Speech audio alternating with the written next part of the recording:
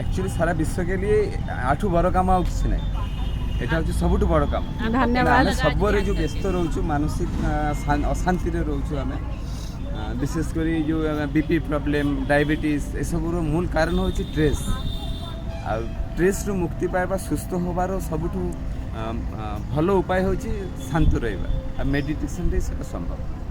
ଆପଣମାନଙ୍କୁ ବହୁତ ଧନ୍ୟବାଦ ଯେଉଁ ଆପଣମାନେ ଏମିତି ଗୋଟେ କାମ କରୁଛନ୍ତି। समस्त को निरोग रहिबार सबुठु बड़ गोटे चाबिकाठी आपन दउछन। आपन नाटा प्रदीप हाजरा कोठी आपन रहंते आज्ञा कोठी रहंते बाखराबाद कटक कटक कटक आज्ञा धन्यवाद। आपन कोन ओडिसा आप करना चाहेंगे 40 दिन ध्यान?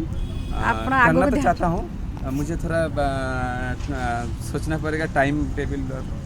आप कांटेक्ट आपन 24 घंटा है इसमें 24 घंटा जिते जोटी चाहिए आप ध्यान करेंगे। ये ध्यान पाई कौन समय ना कौन परिस्थिति ना कौन जगह ना आप 24 आवर्स जोटी जमी जिते चाहिए निज निश्वास प्रश्वास सहित जोड़ी पारे।